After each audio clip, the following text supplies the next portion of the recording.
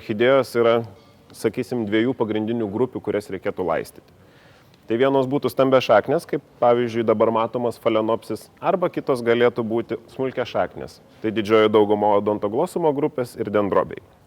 Skirtumas laistymo yra toks, kad stambiašaknėms orchidėjoms reikalingas mažesnis drėgmės kiekis ir tarp laistymų substratas turėtų visiškai išdžiūti. Smulkiašaknės orchidėjos neturėtų niekada perdžiūti, todėl kad jų šaknis yra smulkesnės. Jeigu jinai nors kartą gaus visiškai perdžiūti, šaknis nunyks ir augalas tiesiog neišvengiamai pradės skursti, gali net ir žūti. Pats laistymas turėtų būti kaip procesas toks, kad pasimate savo orchidėją, jeigu tai yra Phalaenopsis, sakysim, pasimate kažkokį indą vandens, pasimate orchidėją, įstatote į indą su vandeniu, saugant, kad nenulūžtų šaknis, ir paliekate 15 minučių, gal netgi 20, kad prisigertų pakankamai vandens. To nereikėtų daryti, augalą nereikėtų vandenyje palikti ilgiau negu pusvalandį, todėl kad šaknis sugeria tiek vandens, kiek jos gali sugerti. Ir tai priklauso ne nuo laiko. Kuo ilgiau bus, tuo didesnė rizika, kad augalo šaknis uždus ir pradės pūti.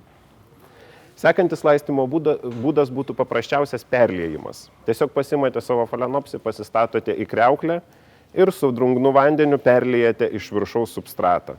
Vieną kartą, tada palaukite geras 10 minučių ir perliejate antrą kartą. To turėtų pakakti šitokio laistymo tuo atveju, jeigu yra pas jūs namuose vėsu ir didesnė oro drėgmė. Kaip turėtų būti laistomos smulkiašaknės orchidėjos? Tai lygiai tas pats variantas turėtų būti kaip ir su Phalaenopsiu, tik tai laistymas turėtų būti dažnesnis. Turėtų būti kartą kas 4 dienos primirkoma dubenyje su vandeniu 15-20 minučių. Ir tada tarp tų 4 dienų ar netgi savaitės bėgyje turėtų būti perliejama dar kartą. Būtent taip pat, kaip prieš tai pasakau, įsistačiusi kažkokį dubenį ar į kriauklę, su drungnu vandeniu perlieti 2 kartus substrato paviršių. Tai užtikrina lėtesnį substrato išdžiūvimą ir tai, kad šaknis nežus.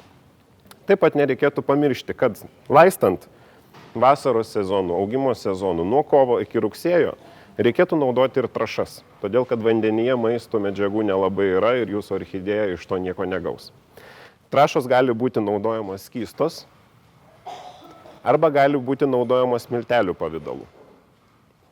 Ir trąšas reikėtų naudoti būtent taip, kaip yra kiekvieno gamintojo nurodyta instrukcijoje, todėl kad jeigu dedant per didelį kiekį trąšų, jos gali apdeginti šaknis ir vėl atsiras problemos tos, kad augalas nusinaikins jas. Tręšti reikėtų kiekvienu arba kas antrų laistymų, tuo tikslu, kad gautų pakankamai maisto medžiagų. Taip pat dar norėčiau paminėti, kad yra problema tokia, kad labai dažnai orchidėjos nuo laistomo vandens, jeigu jis yra su trąšomis, apsineša lapai, pasidengia kalkių nuosėdomis. Kad to neatsitiktų, galite naudoti drėgnas servetėles, kurios jau yra iškart paruoštos, kurias galima naudoti lapų valymui. Taip pat labai svarbus momentas yra vieta, kurioje jūs pasistatysite savo orchidėją. Reikėtų atsiminti tą dalyką, kad nei viena orchidėja, išskyrus katlėjas, netoleruoja tiesioginės saulės šviesos. Ir jeigu tai yra tiesioginė saulės šviesa, jie turėtų būti taip pat išsklaidyta. Jis neturėtų tiesiogiai kepinti augalo. Ypatingai jautrus yra Phalaenopsiai tiesioginiai sauliai, todėl kad jeigu ilgesnį laiką pabuvus apšviestam stiprios saulės, jo lapai nudega, lygiai išverda, pasidaro minkšti ir išmušti dėmėmis. Lygiai tas pats ir su visomis kitomis orchidėjomis, todėl kad natūraliai augančios gamtoje, jos auga medžių lajos šešėlyje. Todėl namuose, norėdami užtikrinti reikiamas sąlygas, savo orchidėjas visada laikykite atokiau nuo lango, jeigu tai yra rytinė arba vakarinė palangė, šiaurės vakarų pusė palangė. Tada galite laikyti ir ant palangės. Jeigu turite tik pietinę pusę, stenkite statyti atokiau nuo lango, kad tiesioginė saulė nekepintų.